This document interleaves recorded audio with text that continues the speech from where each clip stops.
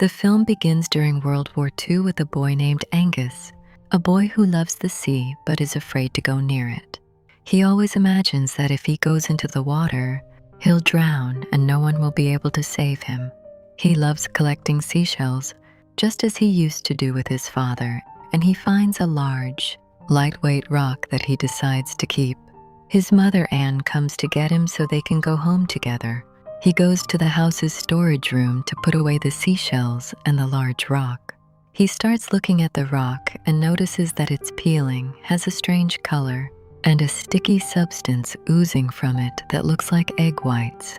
Just then his mother calls him, so he leaves it there. Then the rock moves slightly, night falls, and the wind becomes so strong that it blows the storage room door open.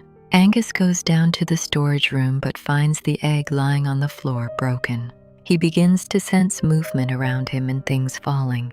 He keeps walking toward the sound and the breaking objects until he finds a small, strange creature hiding. Angus tries to reach out to it with his hand, but the creature, out of fear, tries to bite him. So Angus runs to the kitchen and brings a knife and some potatoes to offer to the creature, hoping it might eat them. The creature starts eating and lets him touch it without biting him, but Angus notices that the creature is wounded on its back. He runs to get the first aid kit to treat it, leaves it in the pantry, and returns to his room so his mother won't notice he's been in the pantry for so long.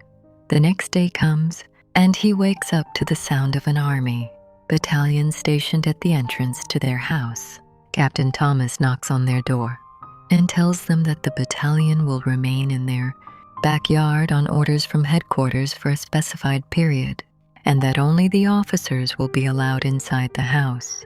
Angus goes to his father's library, takes a dictionary, and goes to the storage room to check on the creature. He finds it eating his father's shoe and realizes it is hungry. He goes up to the kitchen, takes the basket of leftovers, and gives it to the creature to eat. He decides to name the creature Crusoe, after the author of his father's favorite book. Angus opens the dictionary to find out what a Crusoe is, but can't pinpoint a specific type. After Crusoe finishes eating, Angus tries to touch its skin but finds it very dry and in need of water. He pours water into the basket for Crusoe and sees that he is happy and enjoying the water. Angus begins to care for Crusoe and play with it. One day, his mother is looking for him because she wants to tell him something about his father. She meets Lewis, the new housekeeper, and asks him to start cleaning the storage room because she suspects her son is raising an animal there, and raising animals is supposedly forbidden in the house. Lewis begins cleaning the storage room, and Angus sees him throwing out the water Crusoe had been in, but Crusoe isn't in the water. Angus asks Lewis what he's doing in his father's storage room, and Lewis tells him he's cleaning it on his mother's orders. Angus goes out to search everywhere for Crusoe until nightfall. By then, Crusoe has grown in size and is inside Angus's house, and the battalion cook's drunk's dog, named Churchill, is running after him. But the dog is tied to the stove and wreaks havoc in the kitchen because he pulls hard on the leash. While chasing Crusoe, the kitchen is destroyed, and Strunk is forced to lock the dog in the pantry so he doesn't destroy anything else, until Angus hears his sister scream and runs out of the bathroom. He realizes Crusoe is upstairs, stops her before she can tell anyone, explains everything to her, and shows her that Crusoe isn't dangerous, though he's surprised at how quickly he's grown. His sister Kirsty agrees not to tell anyone. The next day, Anne goes to give Lewis her husband's old clothes. Lewis thanks her and says he'll thank him when he returns, but she tells him her husband won't be coming back because he drowned with his ship a year ago, and that her son still doesn't know about his father's death. She tells him the bathroom needs fixing, and he goes up to fix it. Angus and Kirsty are inside the bathroom and try to stop him from entering, but they can't. He sees Crusoe, and after he calms down, he tells them it looks like a seahorse, a rare mythical creature that few have ever seen. Legends say it is both male and female at the same time, and when it grows up, it lays an egg only once and then dies. They end up staying in the bathroom for a long time, and Anne comes looking for them. They ask Louis to keep it a secret from their mother as well, and he agrees. He tells their mother they're helping Louis fix the bathroom pipes, and they hide Crusoe. While the army is having a feast in the house, Angus comes out of the bathroom and forgets to close the door behind him. Crusoe escapes and the dog is unleashed inside the house. The dog starts destroying everything to get to Crusoe and goes down to the ground floor next to the dining room, where the battalion officers are gathered. Anne comes in and Crusoe runs under the dining table while the dog runs over it, wreaking havoc on the feast. Crusoe runs out of the house to escape the dog and jumps into the fountain filled with fish, eating them until sunrise. Louis notices that Crusoe has grown larger than before, so they decide to put him in a cart and take him to the nearest lake, since hiding him in the house has become impossible. After Angus returns home, he finds that his mother has asked Captain Thomas to train him with the army and the regiment to keep him occupied. Angus stays at the training grounds and cannot see Crusoe, who keeps waiting for him until Angus escapes from Thomas and goes to the lake where Crusoe is. He sits and waits. Then he takes a boat to the middle of the lake and calls out to Crusoe.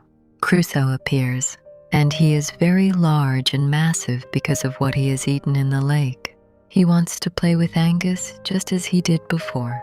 Angus climbs onto his back and rides him through the water.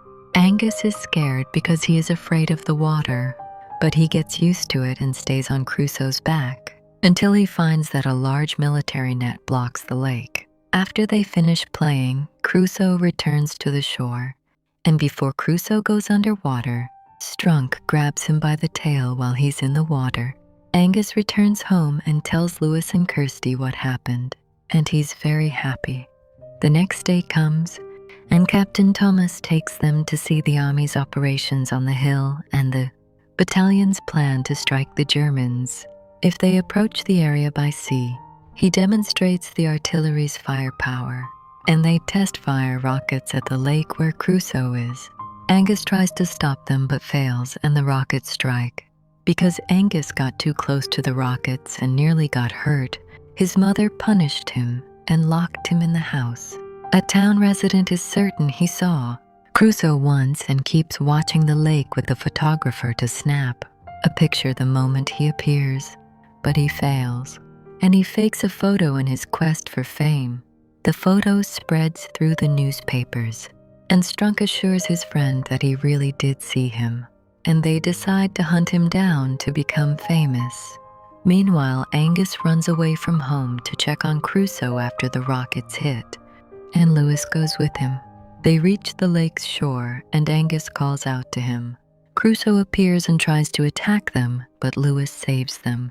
Louis realizes that Crusoe has become a wild beast who sees humans as his enemies, and Angus returns home sad. But Angus hears Strunk's voice and realizes someone is hunting Crusoe. Strunk and Walker go after him and attack Crusoe. The base is informed that they are under attack at the lake and requests a missile strike to rescue them, but their boat capsizes near the shore. Crusoe is about to eat Strunk, but Angus tries to stop him and falls into the water. Crusoe throws Strunk away and dives in to save Angus from drowning. Louis wakes him up, and Thomas and Anne arrive to see the seahorse in front of them. Anne realizes her son wasn't lying, but suddenly rockets strike the lake. Angus tries to get Crusoe to escape and rides him to guide him out of the lake, away from the bombardment. Thomas can't stop the attack because of the storm, and the soldiers think they're seeing a German submarine, but it's actually Crusoe's head, and the bombardment continues.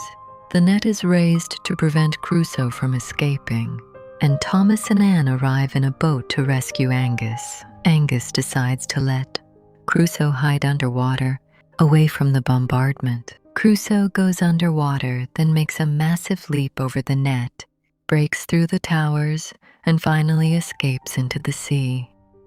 They watch Crusoe for the last time as he floats in the sea at sunrise. as if saying goodbye to his only friend. And with that, we've reached the end of today's episode. If you liked the video, don't forget to support us to reach 500 likes. And for those who made it to the end of the episode, I hope you'll subscribe to the channel. See you soon. We'll meet in the next video.